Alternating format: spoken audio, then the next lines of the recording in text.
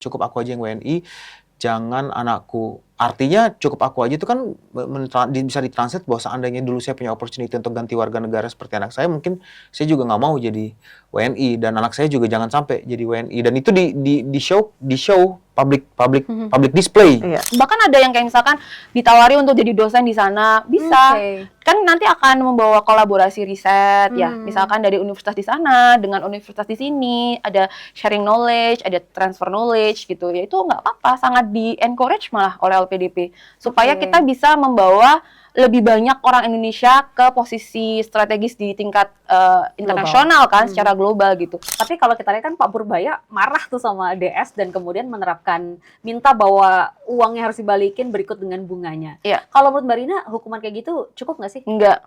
Jadi, kalau 2 miliar itu atau 3 miliar itu dibagi 200 juta, kita bisa menyekolahkan 150 anak Indonesia yang kurang mampu sampai selesai S1.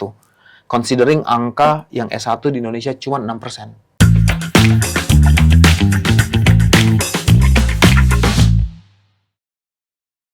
Misal saat ini jagat media sosial tengah digegerkan oleh seorang alumni LPDP karena perkataannya yang cukup kontroversial, yakni Dwi Sasetyaningtyas. Nah, di saat banyak netizen yang mengeluh jadi WNI, tapi ada kata-kata yang bilang cukup saya WNI, anak-anak saya jangan, itu ternyata memicu kemarahan publik yang berujung pada tindakan tegas dari pemerintah. Nah, selamat datang kembali di Titik Imbang, di mana kita bisa berhenti sejenak, menganalisa persoalan dengan lebih jernih, dan bisa melihat semuanya secara berimbang. Dan di titik ini, kita sudah menghadirkan founder Mata Garuda, Rina Tania Anggraeni. Ini sebuah organisasi ikatan alumni, dan ada juga nih awardee beasiswa LPDP, Billy Mambrasan. Tahun berapa Kakak Billy? 2017 seleksinya, terus 2019 seharusnya mulai kuliah.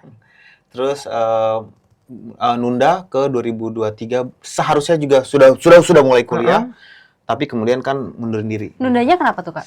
Karena staf khusus presiden waktu iya, zaman Pak Jokowi ya. Betul. Zaman Jokowi. Pas lagi berangkat disuruh membangun negara. Nah, Kakak Billy lihat video yang lagi ramai sekarang, kesel nggak? Ya kesel kan, lumayan kesel. Makanya sebenarnya waktu saya mengundurkan diri itu saya sama sekali nggak go public, benar-benar quietly mengundurkan diri, prosesnya segala macam. Tapi justru dengan momen video DS ini, saya up proses pengunduran diri saya itu, saya up yang mundurin diri itu sebenarnya tahun 2025, tapi saya up. Ini ikatan alumni dan penerima beasiswa LPDP, kesel nggak, Mbak? Lihat video itu? Kesel, kecewa, malu, banyak malunya sih sebenarnya. Kenapa banyak malunya? Tuh? Karena nggak patut ya, nggak pantas dan sangat tidak mewakili marwahnya penerima beasiswa LPDP. Tapi banyak sih. nggak yang kayak gitu, Mbak? Yang kayak gitu yang gimana? Yang nggak pulang? Iya. Ya, lain soal kalau dia nggak pulang tapi memang berbakti pada Indonesia di sana ya, yang seperti itu. Atau mungkin tiba-tiba ganti warga negara. Jadi kalau angkatan gue bilang aku angkatan tahun pertama. LPDP itu kan dimulai tahun 2013 dan aku masuk ke persiapan keberangkatan kelima. Nah, kami nih saat itu kontraknya tuh tidak ada klausul terkait 2N+1 yang dari kemarin digembar-gemborkan. Jadi 2N+1 itu adalah masa pengabdian lah istilahnya untuk penerima beasiswa LPDP setelah lulus tuh harus mengabdi untuk Indonesia selama periode 2N tuh 2 kali masa studi. Jadi misalkan DS ini kan dia di UK. Di UK kan S2 itu 1 tahun. Berarti dia harusnya pengabdian tuh 2 kali 1 tambah 1. Jadi dia harusnya sekitar 3 tahun. Tapi kalau suaminya itu kan dia S2 dan S3. Jadi ya harusnya berapa? 1 tahun tambah mungkin standarnya kalau S3 3 sampai 4 tahun, anggaplah 4 tahun, 5 sampai 6 tahun lah iya. Oke, 5 sampai 6 tahun. Iya, seharusnya setelah dia lulus. Oke. Nah, itu kan yang kemudian jadi polemik kan, karena ternyata memang dia belum melakukan masa pengabdian itu, tapi dia masih stay di sana dan tidak berkomunikasi dengan LPDP. Sebenarnya LPDP itu memfasilitasi, jadi membolehkan alumninya untuk extend masa tinggalnya di negara tempat mereka studi. Kalau misalkan mereka mau ngambil postdoc, ada yang tiba-tiba kan ditawarin sama supervisornya, mau nggak join project kita untuk postdoc? Atau misalkan Postdoc mau magang. Postdoc tuh semacam postdoktoral, itu riset setelah kita menyelesaikan S3. Atau juga ada yang magang di corporate luar negeri. Ada juga yang misalkan tiba-tiba ditarik ke kedutaan besar Indonesia di negara sana. Boleh nggak tuh sama LPDP? Itu boleh, tapi itu dengan catatan harus ada komunikasi dengan LPDP-nya. Jadi nggak serta-merta setelah lulus nggak ada Tapi kabar banyak yang gitu. hilang kayak gitu sampai akhirnya ada aturan 2N+1 tuh sejak kapan, Mbak Rina? 2N+1 tuh sejak tahun 2016. Ah, 3 tahun jalan. Oh, berarti dari awal ya? Ya, tapi Oh. kalau untuk angkatan 2013 yang ke Inggris kan karena cuma 1 tahun, pulang ke Indonesia kan tahun 2014 itu pulang semua. Heeh. Jadi nggak ada yang stay di sana sih memang. Oh, jadi kabur aja dulu tapi pakai uang negara ya? Sudah dimulai sejak lama loh. Dan itu masih Nggak sampai modal. sekarang ya? Yang tercatat sejauh ini kan LPDP kemarin menyebutkan ada 44 penerima. Terus yang diminta untuk mengembalikan tuh ada 8 orang.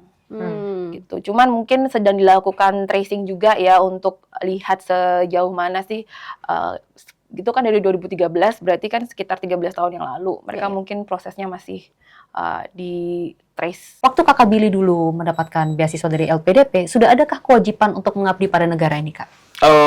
Yang 2N+1 itu. N+1 Ya.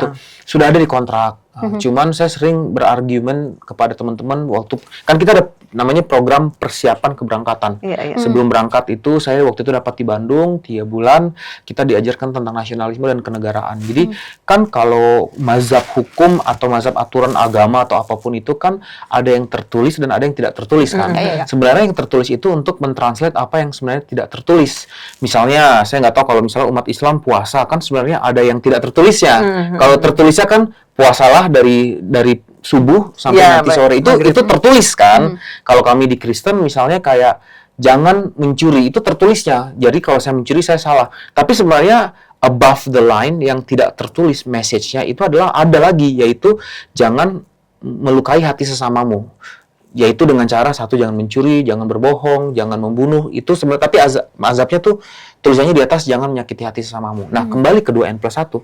2N+1 itu hanya untuk mentekniskan kalimat yang lebih besar lagi yang di atasnya, yaitu mencintai bangsa dan negara dan berkontribusi untuk pembangunan negara. Itu di atas. Which is kan itu kan apa nih gitu kan? Ya ditranslate salah satunya ditekniskan 2N+1. Dan 2N+1 itu tidak akan sama sekali memenuhi kata-kata itu. Paham nggak? Jadi jangan menjustify. Iya. Jangan menjustify bahwa saya sudah memenuhi 2N+1 berarti saya sudah mencintai berkontribusi. Bangsa dan Belum tentu. Sama kayak kita punya Jadi kayak formalitas aja ya dia ya melakukan 2N+1 ya udah. Ya, untuk Ya udah lah, menyelesaikan tanggung jawabnya gitu kan.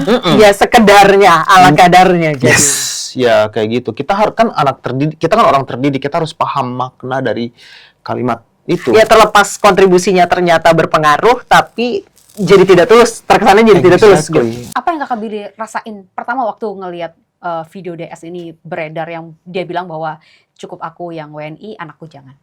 Jadi kalau misalnya bukan saya paling tidak ingin banding-bandingkan karena semua orang kan punya challenge, punya back sendiri, punya subjektivitas perspektif yang beda-beda. Saya tidak ingin bandingkan diri saya dengan Mbak DS. Itu ya. Tapi kalau misalnya alasannya adalah kemarahan terhadap negara, which is dia menjustifikasi state punya itu karena dia kan bilang sorry guys, saya cukup marah dengan negara ini kan. Ya. Kalau pakai alasan itu sebenarnya saya bisa jauh lebih marah dari Mbak DS kepada negara ini. Saya sampai SMP, saya nggak ada listrik di rumah saya karena tinggal di kampung di Papua. Jalan kaki 2 kilo ke sekolah nggak ada guru. Pernah diajar ABRI karena saking nggak ada gurunya. Belum kalau konflik, penembakan, lari kabur Di saya. Papua ya waktu Di itu Papua ya, Kakak Billy ya. penembakan itu demo KKB waktu itu belum KKB waktu itu OPM ya. OPM. Demo bapak saya naik sepeda jemput saya takut anaknya ketembak. Segala macam ketidakadilan yang saya rasakan di negara ini yang nggak ada makanan di rumah. Ibu saya harus berjualan kue karena cuma lulusan SMP. Bapak saya guru honor sampai hari ini. Guru honor seumur hidup gaji 100.000 per bulan. All the angry, kemarahan itu saya entitled untuk untuk jauh lebih marah sama negara ini. Tapi waktu saya dipanggil pulang untuk membangun negara ini, saya pulang dan saya bikin yayasan Kitong Bisa itu untuk membantu anak-anak kampung supaya bisa dapat pendidikan gratis. Itu semuanya dengan uang tabungan saya sendiri gitu. Jadi jangan sama sekali menjadikan amarah terhadap negara ini untuk membentuk kebencian, apalagi ada banyak screenshot bukti kalau dia pun mentransfer kebencian itu kepada anaknya. Itu ada beberapa kali dia nge-tweet. Mbak Rina, kalau kita lihat ini kan sebenarnya kemarahan publik itu kan muncul karena pernyataan DS yang bilang cukup aku yang WNI, anakku jangan gitu ya. Mungkin publik nggak akan marah kalau melihat bahwa pendidikannya DS ini pakai uang pribadi, tapi ini kan karena pakai sekali lagi pajak kita kan ya berarti kan uang seluruh rakyat Indonesia gitu kan. Sebenarnya apa sih yang menjadi concern Mbak dari kejadian seperti ini? Kekhawatiran kami yang paling besar adalah nanti masyarakat Indonesia ini mengeneralisir alumni itu semua kayak DS. Padahal enggak. Ya maksudnya Alumni LPDP itu kan udah banyak sekali ya Mbak ya? 34.000 Yes. sejauh ini. Yang kayak DS ini berapa persen deh? Kalau persentasenya aku nggak bisa ngomong karena itu kan data internalnya LPDP. Iya. Tapi kalau misalkan casesnya ya lumayan lah. Tapi mayoritasnya tetap Oke, pulang. dari alumni LPDP yang Mbak Rina kenal, ada nggak yang memang tujuan awalnya pingin kabur aja dulu, Kalau dulu tapi enggak. nggak mau modal pakai uang negara? Kalau dulu enggak. Kalau dulu memang karena sebagian besar dosen ASN kan memang harus kembali ke Indonesia jadi 25% Iya, teman-teman kami yang wartawan juga banyak dan Iya. itu hitungannya pengabdian juga kan. Iya, jadi harus pulang tuh bukan karena begini. Pulangnya tuh bukan karena kewajiban ada kontrak, tapi emang pulang karena ya memang pengen pulang Dan mengabdi dari kantornya gitu. cuma ngambil unpaid leave. Iya, itu ada beberapa kasus yang itu. Mungkin ada teman-teman juga yang alumni LPDP angkatanku tuh yang kerja di BUMN. Oke. Jadi memang boleh gitu unpaid leave gitu kan 1 tahun, apalagi kalau di UK kan hanya 1 tahun masa studinya. Nah, gitu. muncul-muncul yang kayak DS ini di tahun keberapa, Mbak? 2014-2015 kayaknya sudah mulai ada karena itu kan dari tahun pertama yang alumninya hanya 60 orang, tahun kedua tuh langsung jadi 1.000 orang. Oh, melonjak drastis gitu Iya, ya. jadi sekitar 1.000 sampai 1.500 kalau nggak salah tuh ya ada lah mungkin 1-2% yang memang cinlok gitu kan. Biasanya tuh cinlok dengan warga negara sana, kemudian memutuskan untuk tinggal di sana, menikah, punya anak gitu-gitu. Tapi ada juga yang tergiur, ya di sana kan memang pendapatannya lebih besar ya. Tapi sebenarnya yang harus digarisbawahi dengan pendapatan yang lebih besar ini yang kemarin nggak dibahas ketika banyak hashtag kabur aja dulu adalah pendapatan besar di sana tuh juga diimbangi dengan Biaya hidup yang pajak. besar. Oh, pajak yang besar. Bahkan biaya hidup besar, pajaknya juga gede, Mbak. Jadi misalkan kayak aku tinggal di UK ya, di UK tuh pajaknya progresif. Kita coba sebut angka deh. Misalnya pendapatannya di UK berapa deh misalnya? Kalau misalkan kita kerja blue collar, kayak misalkan jadi apa ya waitress atau pegawai di rumah makan gitu ya, per jam mungkin sekitar 7 pounds. 7 pounds tuh mungkin sekitar 150-160 ribu. Oke, kita rata-rata kalau gitu 1 bulannya dapat berapa tuh? Bisa ya kalau dirupiahkan sekitar 20 juta, tapi pajaknya sekitar 25%-nya dan biaya hidup di sana tinggi. Oh, oke. Kalau di Denmark lebih gila lagi. Kalau di Denmark pajak progresif itu sampai 45%. Yang dikatakan Mbak DS itu di videonya adalah anak saya nggak perlu mikirin school supplies, nggak sampai kayak di satu daerah di Indonesia yang anaknya terpaksa bunuh diri cuma gara-gara nggak bisa beli alat-alat sekolah. Nggak gratis, aku mau meluruskan. Dia dapat itu karena dia unemployed. Jadi ada namanya unemployment benefit. Kalau kita tidak bekerja, itu pemerintah di sana memberikan kita waktu sampai 2 tahun kalau nggak salah, dan memberikan kita semacam gaji setiap bulan. Harapannya supaya kita bisa survive, terus kita bisa lamar kerja sana-sini, dan akhirnya eventually kita dapat kerja dan bisa kontribut ke pajak Tapi mereka. Mbak itu tuh bukan unemployed kan? Dia punya startup kan? Startupnya kan di Indonesia, bukan di sana. Oh, jadi kanan kiri ya. Baik. Oh, enak ya. Kita mikirnya dia startupnya di sana ya, terus dapat juga dari pemerintah. Ternyata enggak. Enggak. Jadi dia dihitungnya unemployed oleh pemerintah sana. Iya, dan itu kan suami istri beda. Maksudnya tidak tergabung. Kalau di Indonesia kan ada namanya PTKP kan suami istri bisa jadi satu. Betul. Kalau di sana kan 2 entitas yang berbeda. Jadi maksudnya suaminya sendiri, istrinya sendiri. Nanti pelaporan pajaknya juga sendiri-sendiri. Dan dia kalau misalkan di sana dia nggak bekerja kan berarti unemployed. Itu memang ada benefit yang dikeluarkan oleh pemerintah Inggris setiap bulan untuk dia. Dan kalau misalkan punya anak di sana ya ada fasilitas-fasilitas juga, kayak misalkan fasilitas apa istilahnya tunjangan untuk anaknya, kemudian ketika dia melahirkan ada semacam care package gitulah, isinya pampers, susu formula, apa keperluan bayi lah. Itu memang dapat. Tapi di sana juga pajaknya kan tinggi. Apa sih Mbak Rina yang bikin teman-teman LPDP ini kesel? Kalau saya boleh kasih opsi ya. Cara dia yang terlihat seperti orang yang geger budaya, merasa superioritas karena tinggal di luar negeri, atau ya banyak orang bilang kayak kacang lupa kulitnya aja, udah tahu dibiayai negara di sana. Jadi gini, ini tapi Anabelku ya, maksudnya perspektif pribadiku. Pertama dia memang mungkin kecewa dengan pemerintah, kemudian dia merasa tidak mendapatkan dukungan ketika dia pulang ke Indonesia. Oke. Maksudnya dicariin kerjaan? Maksudnya? Iya, jadi kan asumsinya penerima beasiswa LPDP ini ada beberapa yang kayak kita merasa apa ya istilahnya tidak terserap lah dengan industri dan ekosistem yang ada di Indonesia tuh tidak siap menerima gitu. Kemudian kalau misalkan kayak DS ini kan memang mungkin bidang keilmuannya sangat spesifik, tapi itu juga sebenarnya kontradiktif karena dia kan fokusnya di sustainability. Jadi sebenarnya yang kemarin dia sampaikan di sosial medianya bahwa dia membandingkan apa istilahnya health benefit, kemudian education benefit, dan dia kan sempat ngomong juga bahwa di sini udaranya bersih dan segala macam. Nah, padahal pada realitanya di sana tuh udara bersih karena di sini kotor. Karena kan proses manufaktur di negara Eropa dan mereka Inggris buang ke dipindah semua kan, negara-negara global south termasuk Indonesia gitu kan. Makanya di sini polusi udara, polusi air dan segala macam. Jadi itu yang sangat disayangkan karena dia sebenarnya paham hal itu kenapa dia sampaikan gitu kan. Nah, apakah kemudian pengen menjustifikasi aja bahwa dia perilakunya dia? mungkin iya, dan ya dia konten kreator juga ya. Jadi mungkin Harus exaggerate iya, apapun. dan dia butuh engagement yang tinggi dan nggak sih 2 steps atau 3 steps further menjadi kayak ini gue berhasil nih pindah ke UK dan anak gue jadi WNA kayak gitu. Wajar nggak sih Kak Billy orang sekarang marah, apalagi di tengah mungkin kita banyak ya beberapa kontroversi, Ya, kebijakan, kekecewaan kita terhadap negara lah. terhadap Kalau pemerintah dibilang, saat iya kalau ini. saya dibilang nggak pernah marah sama negara, saya pasti punya kemarahan sama negara. Nanti orang bilang lagi, kan kamu kerja di pemerintahan. Sebelum saya kerja di pemerintahan pun saya aktivis sosial, membuat Yayasan Kitong Bisa, yang tidak menggunakan uang negara sama sekali untuk membantu anak-anak miskin di Papua biar bisa sekolah kan. Itu dengan penuh amarah. Tapi amarah tersebut saya channel dengan berbuat sesuatu. Ya udah saya nggak peduli sama Bukan jadi pemerintah, oportunis negara. ya? Iya, bukan apalagi mengajarkan mentransfer kebencian kepada anak-anak kita atau generasi muda yang lain, apalagi melakukan public showcase tentang kebencian. Sebenarnya bukan kemarahannya Mbak, kemarahan itu wajar, tapi jangan sampai mentranslate kemarahan itu menjadi kebencian, apalagi ditunjukin secara publik untuk mengajak orang lain juga ikut benci. Kalau menurut Kakak Billy yang dilakukan Mbak Tias ini sudah menghina negara atau belum? Menurut saya sudah menghina sih ya. Kata cukup aku saja, jangan cukup aku aja yang WNI, jangan anakku. Artinya cukup aku aja itu kan bisa ditranslate bahwa seandainya dulu saya punya opportunity untuk ganti warga negara seperti anak saya, mungkin saya juga nggak mau jadi WNI, dan anak saya juga jangan sampai jadi WNI. Dan itu di show public display. Iya. Begitu kan? Itu kan bisa men-trigger gini loh. Pertama, memperoleh beasiswa itu adalah privilege of the privilege of the privilege. Kenapa saya bilang privilege of the privilege of the privilege? Karena bisa sekolah S1 aja itu udah privilege. Yeah. Populasi anak muda Indonesia yang bisa sekolah S1 tuh 6-11%, minority. Artinya yang bisa S1 walaupun dengan perjuangan sendiri, kayak saya dulu waktu S1 perjuangan sendiri, itu sudah privilege gitu.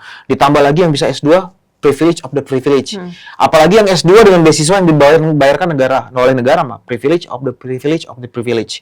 Ketika privilege of the privilege of the privilege mengeluarkan statement seperti itu, yang sakit adalah mereka yang tidak punya privilege juga. Sama sekali kayak, oke, kami nggak bisa seperti dirimu, kami nggak punya pilihan seperti Yang punya kamu. privilege aja karena Iya. sakit hati ya. Iya. enggak. Tapi nggak punya pilihan gitu kan. Jadi dia melukai atas bawah kena. Dia melukai yang punya privilege tapi kembali berkontribusi, dan dia melukai yang nggak punya privilege untuk bisa memperoleh pendidikan sama sekali. Apalagi ya, let's say ya kan ini dibayarin sama negara ya. Uang pajak kita. Iya, uang pajak, dan itu adalah uang amanah dari masyarakat. Betul. Toh? Dan ingat, yang bayar pajak bukan hanya upper middle class income aja. Saya selama staf khusus presiden berkeliling ke 38 provinsi, ke ratusan kota kabupaten, masuk kampung, interaksi sama mama-mama di Aceh yang jualan UMKM, bayar retribusi 1.000-2.000 perak. Mama-mama di Papua untuk bisa dapat lapak di pasar bayar 1.000, 2.000, 3.000. Kalau nggak dibayar dikejar Satpol PP. Ya, dan itu All the thousands, 1.000 rupiah, 2.000 rupiah oleh orang-orang kecil itu. Iya. Terkumpul jadi dana abadi yang namanya LPDP. Dibayarin untuk menyekolahkan 1, 2, 3 anak Indonesia. Jadi pernyataan itu menyakiti mereka juga, orang-orang kecil ini yang ikut bayar 1.000, 2.000 rupiah. Gitu. Tapi Mbak, ketika ada wacana ya LPDP, kenapa anak menengah ke atas ambil juga? Iya. Itu kan hak orang yang tidak mampu. Menurut saya LPDP hak semua warga negara Indonesia. Aku bisa menjelaskan itu. Gimana? Kita harus menyadari bahwa Indonesia ini masih mengejar yang namanya indeks human capital. Nah, ini IHCK tuh masih di bawahnya Vietnam. tujuan LPDP itu kan sebenarnya mengirimkan sebanyak-banyaknya anak muda Indonesia untuk belajar di perguruan tinggi yang paling baik ya, yang elit, yang best of the best di dunia. Nah, sedangkan di sisi lain, untuk bisa masuk ke perguruan tinggi di sana, di UK atau di US, di Ivy League, itu kan ada persyaratan minimumnya juga, Mbak. Misalkan, kalau untuk UK itu ada tes minimum untuk IELTS-nya. Kalau di US malah harus ada tes minimum untuk skor minimum untuk GMAT atau GRE. Di UK pun kalau untuk universitas seperti Oxford dan Cambridge itu mereka juga require GMAT dan GRE. Nah, dua hal ini aja itu udah otomatis membatasi jumlah anak muda yang bisa masuk ke perguruan tinggi di sana. Jadi kalau misalkan kita hanya fokus ke yang tidak mampu dan berprestasi, kapan kita mau ngirim anak-anak muda kita ke sana? Karena kan ini kita ngomongin tentang pendidikan dasar dan menengah yang juga secara nasional belum merata, dan khususnya untuk mata pelajaran bahasa Inggris ini kan juga guru-guru belum yang fasih banget ya, belum yang mahir gitu loh untuk sampai mengajari tingkat sampai IELTS gitu. Dan balik lagi, nggak semua orang yang dianggap berada itu mampu untuk nyekolahin anaknya ke luar Betul, negeri. karena sebenarnya catatannya gini, mampunya tuh mau diukur atau dikuantifikasi seperti apa? Kadar kemampuannya ya? Mampunya adalah nggak dapat BLT. Nah, itu susah juga, Mbak. Karena gini, kan misalkan kita ngomongin tentang orang Indonesia dengan penghasilan 50 juta per bulan. Tuition fee untuk masuk ke universitas di UK itu saat zamanku ya, maksudnya saat 2013 12 aja. tahun yang lalu, 13 tahun Iya. yang lalu. Itu udah mencapai sekitar 300 sampai 400 juta kalau dirupiahkan. Saat itu. Wow. Dan itu belum termasuk biaya hidup bulanan. Untuk yang Ivy League yang di US karena itu kampus swasta, jadi kita jangan berpikir kayak misalkan Harvard, MIT, terus Columbia dan lain-lain tuh murah. Mereka tuh PTS jatuhnya. Jadi PTS tuh otomatis kan tuition fee-nya jauh lebih mahal. Dan bersaingnya tuh bukan hanya dengan orang-orang yang pintar secara global, tapi juga dengan orang-orang yang punya uang di US sana kan. Makanya kemudian kemarin sempat ada skandal Ivy League kan, bahwa ternyata untuk masuk ke Ivy League kampus itu mereka bisa nih kayak bayar gitu dengan bikin gedung atau nyumbang lab atau apa kayak gitu. Jadi kalau kita mau nunggu anak Indonesia yang tidak mampu kemudian berprestasi baru kita ngirimin mereka ke luar negeri, Apa naiknya IHC kan kita iya kayak gitu. Yang orang berada di Indonesia mungkin bisa nyokolain anaknya ke let's say UPH, Trisakti atau kampus gue Parahyangan, tapi nggak bisa luar negeri juga. Iya, jadi makanya kalau kita mau mengukur antara mampu dan tidak mampunya tuh berdasarkan apa? Apakah UMR kemudian? Tapi sekarang kita realitanya untuk yang anak dengan orang tua gaji UMR, apakah mereka bisa? Bukannya kita mau mendiskreditkan ya. Paham. Tapi kan secara kualifikasi kualifikasi saja udah harus bayar berapa? Tes IELTS itu satu kali tes, bayarnya tuh sekitar 205 sampai 270 USD. Tuh, kan? Which is kalau dirupiahkan itu minimal sekitar 3,5 sampai 4,5 juta. Itu kalau misalkan sekali tes langsung lolos karena ada skor minimalnya. Nah, kalau harus berkali-kali kan belum tentu. Nah, betul. Jadi satu kali tes tuh belum tentu kita dapat skor segitu. Dan kalau kita mau masuk universitas yang di UK yang bagus ya, yang masuk Russell Group itu kayak semacam PTN-nya UK, itu skor minimal IELTS kita tuh di angka 6,5 sampai 7. Nah, itu sebelum kita bicara tentang mampu dan tidak mampu, secara kemampuan apakah seberapa banyak sih anak muda Indonesia yang mampu mencapai skor IELTS 6,5 sampai 7 gitu. Jadi kan harusnya yang diukur memang bukan semata-mata dia secara finansial mampu atau enggak, tapi secara intelektual dia mampu juga atau enggak. Nah, masalahnya yang mampu secara intelektual mostly memang punya privilege dari lahir. Kan unfortunately itu gitu loh. Ya. Kakak Billy berarti yang afirmasi ya? Saya afirmasi. Nah, afirmasi itu kan bisa dibilang prasyaratnya lebih longgar dibandingkan yang biasa. Tapi kewajiban moralnya pasti lebih berat dong. Betul, jadi dan saya juga secara sadar memilih mengikuti afirmasi, walaupun sebenarnya semua prasyarat saya untuk tidak ikut afirmasi yang reguler juga memenuhi, secara IPK, secara IELTS, saya juga udah 8,5 dari 9 semuanya. Tapi ada tujuan saya kenapa pengen ikut afirmasi, sampai saya jauh-jauh pulang ke Papua untuk ikut seleksinya di Papua, padahal saya tinggalnya di Jakarta. Yaitu saya ingin menjadi motivator buat teman-teman Papua dan Indonesia Timur yang lain. Dalam persiapan keberangkatan itu, saya mengadakan kelas-kelas tambahan di luar, saya sharing karena saya udah pernah S2 di luar negeri, saya kasih tahu di luar negeri tuh begini, makan di sana begini, kalau cara simpan uang begini. Jadi memang ada tujuan supaya saya menginspirasi teman-teman. Ini ilmu informal ya. Iya. Jadi habis PK pagi sampai sore biasanya sore-sore mana mereka stres kan, makanan orang Sunda kan agak tidak nyambung dan rasa lidah timur kan. Jadi karena saya punya privilege bekerja, dari ada tabungan gaji, saya ajak 1, 2, 3 orang untuk kita makan, nanti saya traktir atau kita masak-masak sendiri gitu. Itu tujuannya.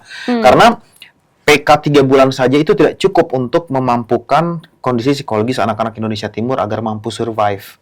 Kebanyakannya belum berangkat ke luar negeri, yang tadinya 100 didesain untuk bisa sekolah ke luar negeri, yang berangkat paling cuma 30-40. Sisanya give up dan di dalam negeri aja deh.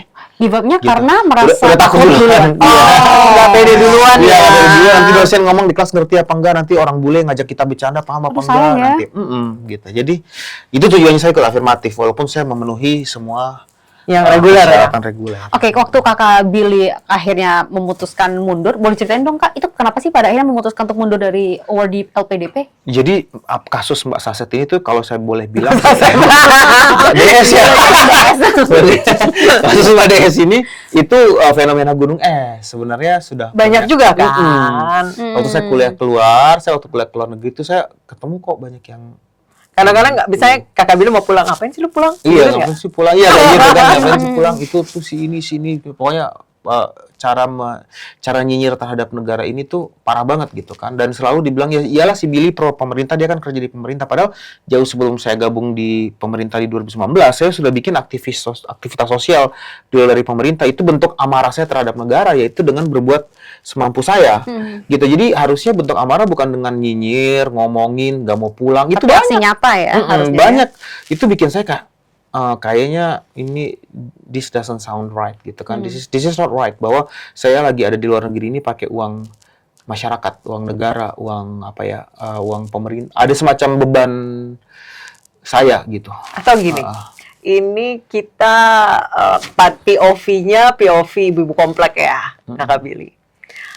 Atau yang dirasakan si Mbak Tias ini lebih ke superioritas, gegar budaya, merasa lebih karena dia berada di luar negeri. Dia merasa lebih, gue bisa sekolah di luar negeri, ya gue lebih lah daripada mereka yang ada di Indonesia. Ada rasa seperti itu. Saya nggak punya evidence untuk bisa Ngomong kayak gitu. bisa ngomong kayak Atau gitu. kebanyakan teman-teman yang sudah di sana deh, ketika kakak Billy kuliah. Iya, jadi mix of everything gitu kan. Pertama, kita baru keluar negeri dan kita melihat, oh ya ampun, ngetap aja bisa pakai train yang super high quality segala macem. Gaji tinggi. Kan ada OPT juga ya. Habis LPDP kita tuh dikasih kesempatan bisa kerja dulu setahun 2 tahun. Baru balik gitu kan. Ya bayangkan semua kemudahan hidup itu didapat, dan bisakah kita mau meninggalkan kemudahan hidup di luar negeri itu? Saya rasa itu secara manusiawi, dan saya juga pernah ada perasaan seperti itu waktu kuliah pertama ke Australia. Semuanya enak, semuanya tersedia, bersih, udara, ini segala macam, makanan, mau masak makanan Indonesia juga tinggal belanja sendiri gitu kan. Ada juga perasaan nggak mau pulang gitu, tapi yang membuat kita harus mengalahkan perasaan itu kan bahwa kita belajar dengan uang negara. Itu kan harus bikin kita malu ya. Terlebih dari itu, kalau lebih filosofikal lagi, ya kalau kita semuanya kabur, siapa yang mau bangun negara ini gitu. Jadi saya tidak menyalahkan pemikiran ibu-ibu kompleks tadi. That could be true. Iya, that could be true menurut saya. Banyak yang kayak begitu. Marina, tapi dengan ngelihat kasus dari DS dan juga suaminya bahkan yang kemudian juga dikritisi karena dinilai belum cukup mengabdi untuk Indonesia, Mbak menilai perlu nggak sih pemerintah kita kemudian memperbaiki aturan atau memperketat aturan terhadap award di LPDP, dan sebaiknya aturannya kayak gimana sih Mbak kalau 2N+1 tadi dinilai nggak cukup? Nasionalis. Harus cari yang nasionalis, bukan oportunis. Tapi gimana mengukurnya? Karena pertanyaannya sama, gimana cara kita menilai Ya, kita kan nasionalis? Punya banyak istilahnya variabel lah ya. Tes wawasan kebangsaan salah satunya on top of my head gitu kan. Kemudian dari esai, dan esainya bisa dinilai asli Tapi atau itu enggak semua dulu kan di atas gitu. kertas Mbak. Ketika udah ke luar sana, aplikasinya bisa lain lagi, Nah, lain ceritanya. let's say deh, saya beberapa kali ngajar untuk PK LPDP. Kalau sekarang kan kayak udah di hotel, mereka lebih indoor lah. Zaman Mbak Rina, itu kan sampai outbound semi militer kan. Oh banget. Perlukah itu diterapkan kembali Mbak untuk meningkatkan Kemarin nasionalisme? Latihan P4 zaman Orba deh. Sebenarnya kalau itu gini ya, kemarin juga diskusi yang menarik dengan pihak LPDP, karena memang kan ada kendala waktu itu COVID. Jadi COVID kan otomatis jadinya online. Iya. Kemudian Iya, sekarang bahkan saya sering ngajar tuh yang online dari kantor LPDP di Cikini. jadi Jadi berarti online itu ya? online. Jadi mereka udah banyak yang sudah posting. Iya.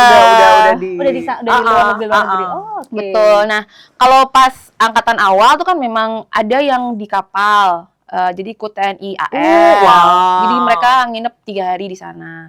Dibagi gitu per angkatan itu. Kalau angkatanku kebetulan dapetnya di Halim, AU. Jadi kita tidur beneran. Sampai katanya camping-camping di Gunung Sawah. Iya, di Gunung Salak. Iya, kita Di kapal itu pun juga melakukan kegiatan sesuai dengan yang dilakukan sama prajurit di sana. Oh, oke. Jadi kita ikut pagi bangun subuh gitu lari, Senam. ngeliling lapangan, senam. Terus ada kayak mereka ngasih materi ya terkait dengan Indonesia dan ketahanan nasional. Wawasan kebangsaan apa yang ditanamkan ketika itu, Mbak Rina? Iya bahwa apapun yang kita lakukan di luar itu kita adalah representasi dari Indonesia. Jadi memang secara kontraktual pun kita tanda tangan fakta integritas. Tapi ketika memang dari awal hatinya emang udah oportunis, mau apapun yang ditanemin, ayo yang penting gua Mentah pergi dulu. ya. Sebenarnya kalau misalkan ini deh pertanyaannya, ketika udah dikasih pendidikan seperti itu pun memungkinkan nggak bahwa kemudian ketika udah di luar negeri rasa nasionalismenya luntur dan berubah jadi oportunis? jangankan gitu, yang pulang ke Indonesia juga banyak yang jadi oportunis. Jadi nggak menjamin ya, meskipun udah dididik di barak, ikut pelatihan militer segala macam, itu ternyata nggak menjamin juga. Karena kan LPDP bertanggung jawabnya kan setelah lulus kuliah S1 ya. Nah sebelum itu bagaimana kan berarti di luar kontrol LPDP juga. Maksudnya dari sisi lahir misalkan keluarganya seperti apa mendidiknya, dikdasmennya, itu the whole ecosystem. Jadi ada gitu loh. asesmen khusus yang kayak semacam lie detector gitu untuk menilai nasionalisme kita. Kayak agak PR ya. Tapi gini, maksudnya kalau kita bicara tentang nasionalisme, aku sebetulnya lebih setuju dengan apa yang dilakukan LPDP sekarang ya. Jadi mereka memberikan kesempatan maksimal 2 tahun setelah lulus untuk bekerja di sana dalam bentuk apapun, tapi untuk kepentingan Indonesia.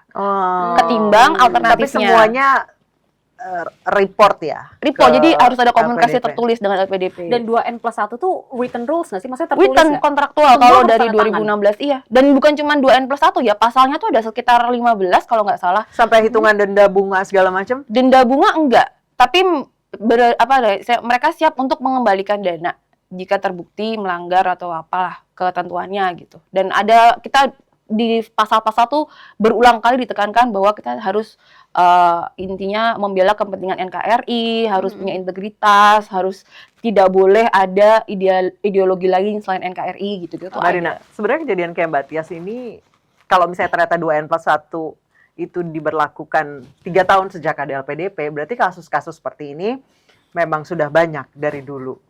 Mungkin dengan viral video ini yang tadinya lagi chilem, ada. Oh kena pressure semua.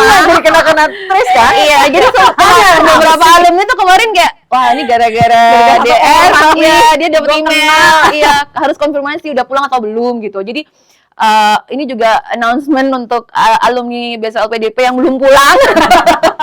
Tapi kalau Tolong lapor gitu.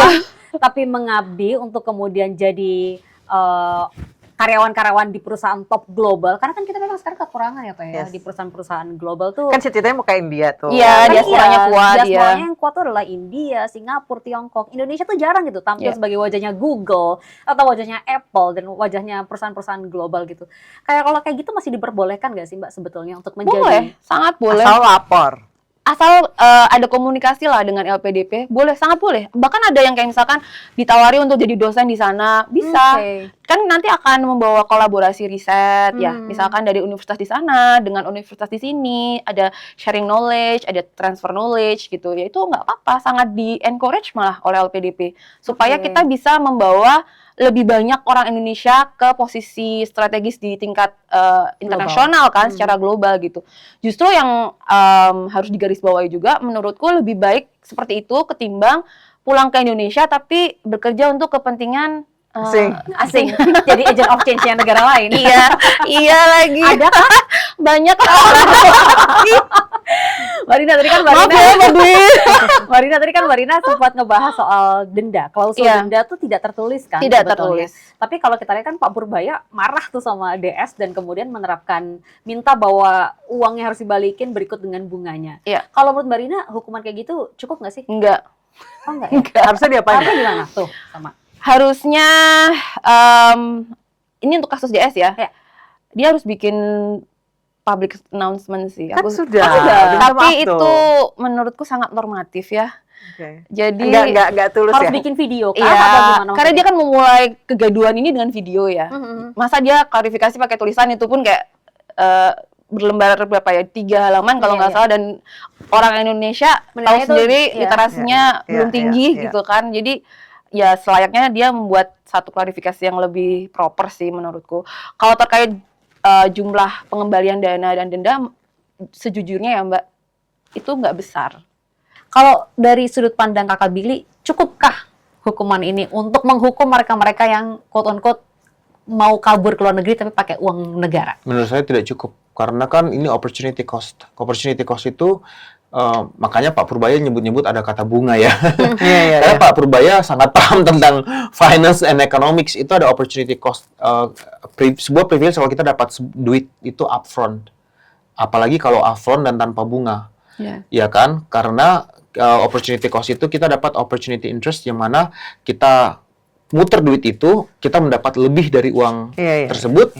Kalau kita kembalikan uang tersebut kan kita baru kembalikan pokoknya aja. Iya. Tapi kita udah dapat benefit yang jauh lebih besar Iya, Pak daripada. Purbaya mention bunga ya. Oh, Iya, oh, betul. makanya Pak Purbaya Bunga mention bunga dan cukup menarik. Saya pengen melihat perhitungan bunganya. Karena kalau saya sendiri kan nggak habis sebanyak Mbak DS itu. Saya kan baru 1 semester. 1 semester terus memutuskan berhenti gitu. Dan itu kan akhirnya di hitungan kasar kira-kira 2,5 M itu Iya. kecil aja kan buat yang Kecil gaji di kalau sana. gajinya dia di luar negeri satu tahun dia bisa dapat 2,5 M sampai 3 M, could be loh. Orang bisa dapat gaji 2 M 1 tahun kalau di luar negeri, apalagi kalau di suaminya itu kan di dunia engineering. Dunia engineering itu sebulan bisa dapat 70 sampai 100 juta gaji. Jadi kalau ngembaliin itu tinggal dia ngambil ke bank, dia balikin, selesai utangnya, udah dapat sekolah, udah dapat tinggal di luar negeri. Dan nggak sebanding dengan masih ada 3 miliar itu, Mbak, tahu nggak bisa bayar berapa anak Indonesia yang kurang mampu S1? Berapa? 1 semester kita ambil yang paling mahal 6 juta per semester, itu SPP. Tambah uang hidup, say uang hidupnya 2 juta, 8 juta. 8 juta dikali 12 dikali 4 tahun, itu nggak sampai 200 juta. Satu anak. Jadi, kalau 2 miliar itu atau 3 miliar itu dibagi 200 juta, kita bisa menyekolahkan 150 anak Indonesia yang kurang mampu sampai selesai S1. Considering angka yang S1 di Indonesia cuma 6%. Kita bisa bantu banyak orang loh yang butuh S1 tapi nggak bisa bayar. Satu Mbak DS equal 150 anak Indonesia yang nggak mampu bisa S1. Begitu besar expense-nya. Jadi menurut saya tidak sebanding. Kalau kontribusi kan memang dibilang ada banyak banget yang sudah dilakukan ya. Beberapa kemudian men-spill lah ya Ya. jenis kontribusi mereka. Kalau yang kita ingat terakhir itu Tasya Kamila yang terakhir kemudian dia ngasih tahu bahwa dia udah melakukan kontribusi begini-begini. Nah ini nih kalau kita lihat kontribusi-kontribusinya. Tapi sayangnya banyak netizen yang kemudian nyinyirin, cuma segini doang nih kontribusinya. Sebenarnya kontribusi seperti ini cukup nggak sih Mbak? Atau memang harus lebih banget? Ada standarnya nggak sih? Standarnya nggak ada, cuman kok kayaknya dengan ibaratnya menyindir Tasya nih jatuhnya kayak harapannya warga negara Indonesia, maksudnya netizen terhadap alumni LPDP, kita harus menyembuhkan kanker atau bikin roket kayaknya ya. Gitu ya. Jadi tinggi banget ya Iya, ekspektasinya. jadi ekspektasinya mungkin kita tiba-tiba ada 34.000 alumni LPDP semuanya jadi kayak Bill Gates sama Elon Musk gitu kan. Padahal kan nggak seperti itu. Nah, yang dilakukan Tasya nih penting ya. Maksudnya aku sendiri pernah Tapi beberapa jahat loh kali. kata-katanya, ini sih sekelas anak magang. Nah enggak Jahat dong, sih. kita berapa kali kolaborasi dengan Tasya gitu kan. Ibu-ibu tuh kan butuh encouragement ya. Yes. Mestinya di level rumah tangga untuk melakukan proses composting. Ya. Dan Tasya ini sangat concern terhadap sustainability, apalagi lingkungan, green energy dan segala macam. Itu tuh sangat berguna. Jadi kita kan kalau kita ngomongin masalah sampah tuh kan nggak usah di Jakarta ya, di provinsi lain pun jadi masalah. Tapi kan akarnya dari sampah rumah tangga. Iya. Nah, Tasya tuh nyasar di ibu-ibunya. Jadi bagaimana caranya memilah sampah. Kalau itu dibilang kayak anak magang kok kayaknya mendiskreditkan sekali gitu maksudnya. Nanti jangan-jangan yang kerja di PTN jadi researcher atau jadi guru di SD di Papua dibilangnya juga cuma jadi guru atau jadi dosen kan nggak begitu Ya, juga harapannya bisa gitu. mengendalikan 7 mata angin kali ya. Iya jadi avatar kayaknya betul. Kita harus simsalabim gitu kayaknya punya 7 power gitu. Atau kayak Marvel sama Avengers gitu tiba-tiba memberikan kontribusi dalam bentuk perdamaian dunia gitu kan. Mbak, tapi Gimana? kalau dari Mata Garuda sendiri, selama ini sejauh ini mungkin banyak yang belum tahu Mata Garuda itu sebenarnya apa sih Mbak, dan selama ini apakah sudah melakukan banyak kolaborasi dengan Awardee LPDP juga? Jadi kalau di awal tuh Mata Garuda kan memang untuk alumni aja, tapi kemudian seiring dengan perkembangannya semakin banyak alumni dan semakin banyak awardee, kemudian menjadi wadah untuk alumni dan juga awardee LPDP. Kolaborasinya dulu kan banyak Mbak, jadi kita dari mulai angkatan pertama sampai kemudian sekarang aktif sekali dengan berbagai stakeholders ya, dengan pemerintah, dengan corporate, dengan LSM gitu kan. Bagaimana sih cara kita bisa menyeimbangkan lah antara knowledge yang kita punya dengan practicality-nya kayak gitu. Jadi untuk kontribusi realnya ya banyak. Salah satu yang konkret ya misalkan angkatanku, salah satu alumni itu dia menciptakan balon satelit yang tadi aku sempat cerita. Jadi dia semacam untuk di daerah pedalaman kan susah nih kalau mau bikin BTS. Ya. Jadi solusi dari dia adalah membuat si balon satelit itu yang bisa ditempatkan di mana aja. Kayak apa Google punya itu namanya? Iya, semacam Iya, itulah iya, iya. kayak yang punya Elon Musk juga tapi Iya, iya. dalam bentuk Starlink. balon gitu. Iya, semacam Starlink tapi untuk balon. Starlink. Iya. Iya, betul. Itu salah satunya. Ada juga yang kemudian mereka fokusnya ke mengurusi warga di daerah 3T gitu kan, sebagai guru atau sebagai relawan. Berarti ini bisa dibilang sebagai talent hub juga ya, untuk Betul, menghubungkan memang- awardee LPDP, Betul. penerima LPDP dengan kira-kira cocoknya kerja di mana, atau bahkan kalau yang masih nganggur, oke kita bantu carikan gitu. Carikan, betul. Dan ada juga salah satu alumni LPDP dari Oxford bahkan, dia di Jogja bikin sekolah. Oh wow. Iya, jadi kalau dibilang kontribusi yang dilakukan semacam yang dilakukan Tasya tuh kemudian kalah sama anak magang, jadi ekspektasinya netizen kita harus ngapain ya? Jadi Iron Man, Mbak. Kerja di air. Iya, Mengendalikan 7 mata suruh langsung angin. ke Pluto kayaknya bukan lagi ke bulan gitu. Jadi sebenarnya LPDP ini sangat bagus karena diharapkan warga negara Indonesia, anak-anak Indonesia mengenyam pendidikan di universitas yang terbaik untuk buat Indonesia Betul. jadi seperti negara tujuannya, bukan kemudian terlena enak di sana Malah ganti warga negara. Malah ganti warga negara atau anaknya mungkin yang ganti warga negara. atau pulang ke sini tapi untuk kepentingan yang lain. Nah, betul. Itu juga jangan. Oh, jadi jangan jadi agent of change-nya negara lain. Jangan. Apalagi membela kepentingan negara lain itu juga jangan ya. Ini dia langsung agak tajam nih. Kayak banyak nih, Mbak. Kira-kira apa pesan untuk semua penerima atau awardee LPDP yang baik itu yang sudah mendapatkan beasiswa ataupun yang saat ini tengah mendapatkan beasiswa dan mengenyam pendidikan di luar? Pertama ya, kita tuh sekolah ke luar negeri dan semua expense yang keluar itu tadi saya sampaikan udah 1.000, 2.000, 3.000 sumbangan semua masyarakat Indonesia. Bukan hanya sumbangan orang kaya, orang miskin yang tadi saya bilang mama-mama yang jualan di petani yang di kebun, mama-mama untuk berdagang lapak, itu tuh mereka bayar 1.000, 2.000, mereka bayar 5.000. Kalau mereka nggak bayar, Satpol PP ngambil spot mereka. Nah itu 5.000 itu kan kumpul retribusi pajak, jadilah penerimaan negara, jadilah endowment fund yang dialokasikan untuk bayar SPP-mu, bayar uang kuliahmu. Jadi for every single expense yang you guys are enjoying, di balik itu adalah ada air mata dan keringat seluruh warga Indonesia. Jadi kalau emang punya moral dan punya rasa malu, maka cobalah untuk berpikir at least balik ke Indonesia dan ikut berkontribusi, let alone jangan marah-marah sama negara. Kalau marah-marah sama negara, kita semua punya hak. Tapi kalau amarah itu konversi menjadi karya yang bisa mengubah kehidupan mereka yang sudah menyekolahkanmu ke luar negeri. Yang menyekolahkanmu bukan negara yang menyekolahkanmu, rakyat Indonesia. Jangan bilang negara juga dapat uangnya dari rakyat bayar pajak gitu kan. Jadi yang menyekolahkan rakyat. Jadi malulah sama rakyat, bukan sama negara. Bencilah sama negara, jangan benci sama rakyat. Wow, dalam ya. Dalam. harusnya. Ya jangan ngehina lah ya. Udah dibiayai negara, dihina pula negaranya. Oke, thank you Kakak Billy. Mbak Rina juga terima kasih sudah hadir dengan kita semuanya. Terima kasih, mudah-mudahan ini bisa membuka mata ya, awardee LPDP untuk lebih. Berdua jadi interviewer aja, yang tadi kita bikin ide yang Aduh. terus kalian berdua yang interview. Mukanya terpampang jelas Nah, gitu jadi ya. ya bisa ya. Bisa. Iya. Thank you Kak Billy sekali lagi udah Terima datang. kasih. Kalau gitu Marina, thank you banget Thank you. udah hadir di Titik Imbang. Mudah-mudahan dari sini akan banyak awardee atau penerima LPDP yang tersadarkan dan Tolong. syukur-syukur kalau ada yang tengah melenceng dari Pulang, tujuannya bisa pulang ke Indonesia. Pulang guys. Kalau nggak mau pulang atau belum bisa pulang, silakan lapor gitu kan. Ada emailnya, ada direktoratnya gitu. Jangan lupa yang membiayai hidup kalian adalah kita juga pajak. Pajak. Dan itu disebutnya Iya. adalah uang amanah. Harus itu privilege ya. Jadi penerima biasa LPDP ini kan tidak semua warga dapat. Jadi itu adalah sebuah privilege, sebuah amanah. Tolong dijaga, jangan disalahgunakan, dan ingatlah bahwa Indonesia ini masih membutuhkan kita. Dan itu adalah judulnya utang. Utang. Jadi Ada harus selain dibayar. kontraktual obligation juga moral obligation. Moral obligation. Itu Thank penting. you Marina. Thank you atas penjelasan dan semuanya. ceritanya hari ini. Dan jangan lupa juga buat teman-teman semua untuk tetap subscribe, like, dan komen. Kira-kira ke depannya kita akan bahas apa dan siapa yang perlu kita undang. Karena Betul. jangan lupa dukungan kalian sangat membantu untuk channel Titik Imbang. Akhirnya saya Lady Marina. Saya Ansada Suki, bye-bye. Dah.